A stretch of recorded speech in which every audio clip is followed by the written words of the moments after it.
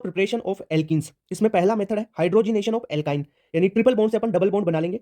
तो पहला अपन लेते हैं लिडलार कैटलिस्ट। जो लिडलार कैटलिस्ट है वो होता है H2 प्लस PDBSO4, इसे लिडलार कैटलिस्ट बोलते हैं। इसकी रिएक्शन अपन एल्काइन पे करवाते हैं तो आपको सिस एल्किन मिलता है। सिस का मतलब कि जो आपके पास दोनों हाइड्रोजन है सेम साइड और दोनों एल्किल ग्रुप सेम साइड मिलेंगे। ओके, जैसे RC ट्रिपल बॉन्ड C आरडेस की रिएक्शन H2 प्लस PDBSO4, अगर BSO4 की जगह आप कोक ले लोगे कार्बन तो वो भी चलेगा। क्विनोलिन भी ले सकते हो उसकी जगह, तो भी रिएक्शन होगी। ठीक है, हाइड्रोजनेशन होगा। ये लिया तो क्या होगा, एक बॉन्ड टूटेगा और वहां पे हाइड्रोजन हाइड्रोजन जुड़ेगा दोनों साइड, ये यहाँ पे एक यहाँ पे, तो यहाँ पे हाइड्रोजन जुड़ा, यहाँ पे हाइड्रोजन जुड़ा। अब ये जो हाइड्रोजन है ना, ये सिस फॉर्म में जुड़ा है, यानी दोनों हाइड्रोजन सेम साइड जुड़े हैं और एल्किल ग्रुप सेम साइड रहेंगे।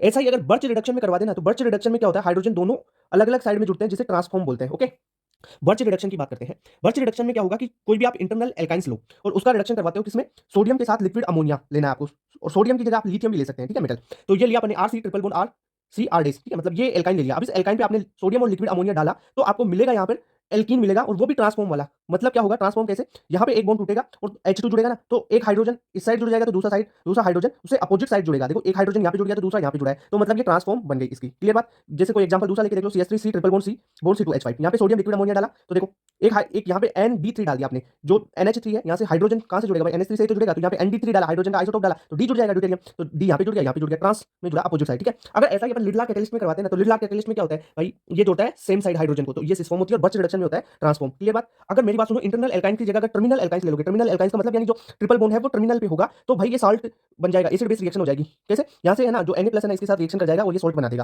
क्लियर, तो यहाँ पे कोई एल्कीन एल्कीन नहीं बनेगी एल्काइन से, अगर टर्मिनल एल्काइन ले ली। इंटरनल एल्काइन से लोगे तभी आपको क्या मिलेगा, एल्कीन। क्लियर।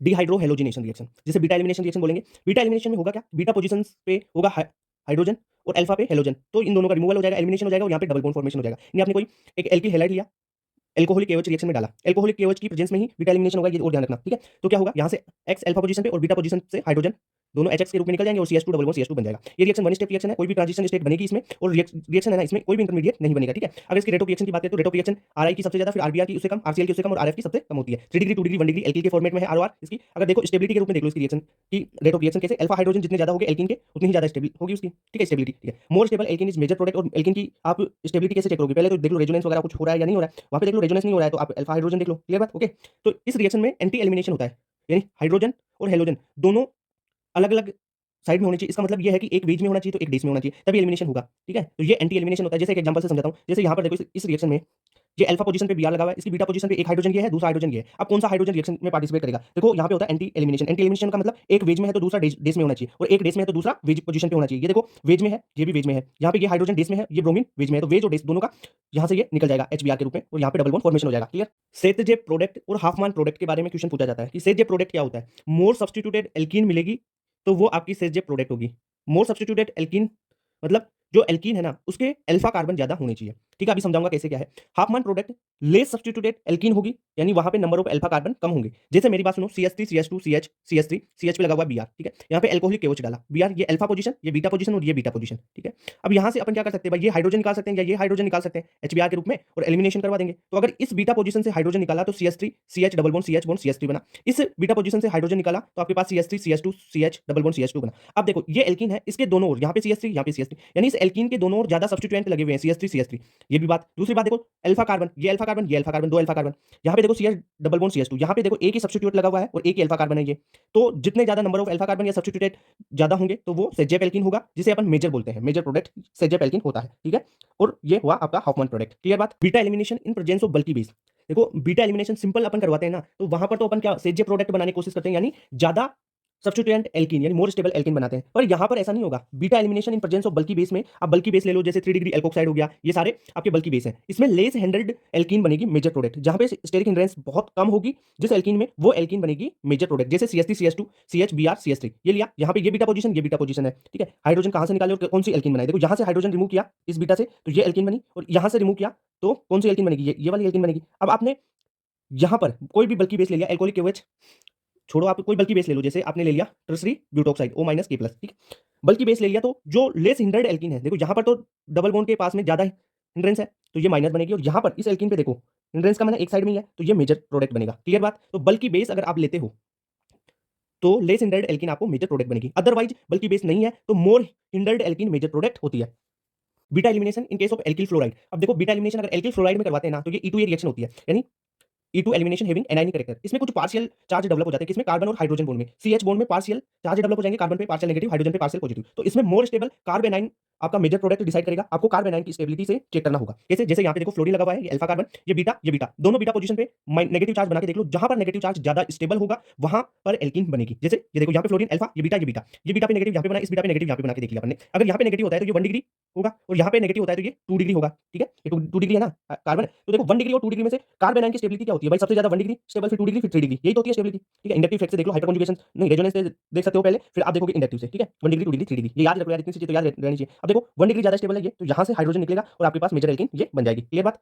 ओके, और यहाँ पर वाली माइनर बनेगी। आपको मेजर पूछा जाता है, हमेशा मेजर एल्कीन बनाना है। क्लियर बात? जैसे यहाँ पे देखो एल्कोहलिक OH डाल दिया आपने, ये फ्लोराइड है। अब देखो यहाँ पे नेगेटिव बना के देख लो, यहाँ पे नेगेटिव, यानी अल्फा के साथ में ये दो बीटा पोजीशन है ना दोनों, इस बीटा का जो कार्बोनाइन है ये माइनस चार्ज ये ज्यादा स्टेबल होगा, क्योंकि पीएच जो फेनिल रिंग है उसका रेजोनेंस है। ठीक है, बेंजीन का रेजोनेंस इसके साथ होगा, ये माइनस ज्यादा स्टेबल होगा, तो डबल बॉन्ड यहाँ पर ही बन जाएगा, ये हाइड्रोजन यहाँ से रिमूव। रीअरेंजमेंट इन कार्बोकैटायन, देखो सिंपल सी बात है, 3 टाइप की रीअरेंजमेंट करवाएंगे, या तो हाइड्राइड शिफ्ट होगी, या मिथाइल शिफ्ट, या रिंग एक्सपांशन। अब रीअरेंजमेंट क्यों करवाएंगे भाई? अपने को ज्यादा स्टेबिलिटी चाहिए। अगर कार्बोकैटायन पहले से ज्यादा स्टेबल बन रहा है तो वहां पर आपको रीअरेंजमेंट करवाना होगा। ठीक है, कार्बोकैटायन का रीअरेंजमेंट आपके सिलेबस में है। देखो फ्री रेडिकल का नहीं है और कार्बोनाइन का नहीं है आपके सिलेबस में, आपको कार्बोकैटायन का रीअरेंजमेंट करना है। जैसे आप अल्कोहल का डिहाइड्रेशन करवाते हैं तब कार्बोकैटायन के रीअरेंजमेंट की जरूरत होती है, या आप HX की रिएक्शन करवाते हैं तो उसमें जरूरत पड़ती है। ठीक है, तो जो हाइड्राइड शिफ्ट है पहला रीअरेंजमेंट, उसमें हाइड्रोजन का शिफ्ट करवाएंगे। देखो यहाँ पर अल्फा हाइड्रोजन 2 है, देखो इस पॉजिटिव चार्ज के लिए ये 2, अगर इस हाइड्राइड को यहाँ पे कर दो, H+ को यहाँ पे शिफ्ट कर दो और इस पॉजिटिव चार्ज को यहाँ पर शिफ्ट कर देते हैं, तो ये स्ट्रक्चर बनेगी 6 अल्फा हाइड्रोजन, ज्यादा स्टेबल हो जाएगा। मिथाइल शिफ्ट में क्या होता है? जैसे हाइड्रोजन को उठा के यहाँ पे डाला, वैसे CH3 को उठा के यहाँ पे छोड़ दो, प्लस को यहाँ पे रख दो। ठीक है, वही तो ज्यादा स्टेबल 8 हाइड्रोजन हो गया।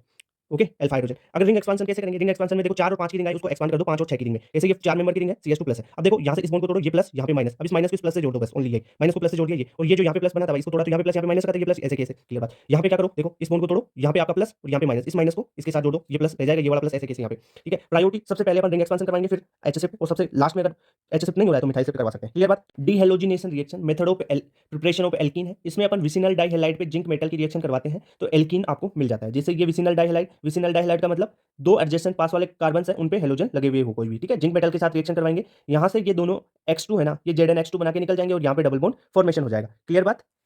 डिहाइड्रेशन ऑफ एल्कोहल की बात करते हैं। इसमें रिएजेंट आपको दिया हुआ होगा, कॉन्संट्रेट H2SO4 के साथ में हीट, या कॉन्संट्रेट H3PO4 के साथ में हीट, या H+ के साथ में हीट दी हुई हो, तब डिहाइड्रेशन ऑफ एल्कोहल करवाना है। क्लियर? इसकी मैकेनिज्म क्या होगी, रिएक्शन कैसे करवाना है? रिएक्शन में देखो मैंने अभी आपको रीअरेंजमेंट सिखाया ना, वो रीअरेंजमेंट के थ्रू रिएक्शन होगी। जैसे ROH है, ओके जो लोन पेयर है, H+ वहां पे जुड़ेगा, OH2+ के रूप में बन जाएगा और ये यहाँ से निकल जाएगा। ये यहाँ से H2O निकला तो ये स्लो स्टेप होगा, RDS होगा, रेट डिटरमाइनिंग स्टेप, और R+ आपके पास फॉर्म हो गया। अब ये जो R+ बना, ठीक है, कार्बोकैटायन बना, इस कार्बोकैटायन का अगर रीअरेंजमेंट हो तो करवाना है। रीअरेंजमेंट कब करवाएंगे? जब ज्यादा स्टेबिलिटी मिले इसे। ठीक है, और अगर रीअरेंजमेंट करवाया बाद में क्या करोगे, इसमें से H+ निकालोगे, H+ निकालने के बाद में एल्कीन का फॉर्मेशन हो जाएगा, और जो एल्कीन बनानी है जो ज्यादा स्टेबल हो, more stable alkene is major product. जैसे यहाँ पे आपका रिएक्शन में ये एल्कोहल है, इस पे कॉन्संट्रेट H2SO4 के साथ में हीट डाला तो ये OH2 के रूप में यहाँ से निकला, यहाँ पे पॉजिटिव चार्ज बन गया। अब ये पॉजिटिव चार्ज है, यहाँ से H+ रिमूव कर देंगे अपन, तो क्या होगा, यहाँ से देखो ये H+ निकला तो ये एल्कीन बन गया। क्लियर बात? समझ में आ रही है चीजें?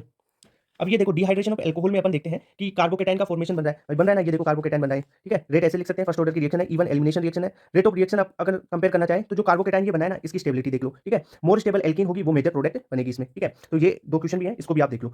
यहाँ से देखो OH हटाया, H+, यहाँ से OH2 के रूप में, हाँ इसे हटा दोगे H2O, यहाँ पे पॉजिटिव चार्ज बन गया। अब इस पॉजिटिव चार्ज को देखो, यहाँ पे पॉजिटिव चार्ज बनाना, ये रिअरेंजमेंट होगा, इसमें H शिफ्ट हो जाएगी और ये चार्ज यहाँ पे आ जाएगा। यहाँ पे आ गया तो देखो एल्कीन बनेगा, एक एल्कीन में देखो 6 अल्फा हाइड्रोजन है, दूसरे में 2 अल्फा हाइड्रोजन, जो 6 अल्फा हाइड्रोजन वाली एल्कीन है वो बनेगी क्योंकि वो मेजर प्रोडक्ट होती है। क्लियर बात? अरे इसमें क्या समझाना चाह रहा हूँ, ये प्लस चार्ज है, या तो हाइड्रोजन एक यहाँ से हटेगा या यहाँ से हट सकता है।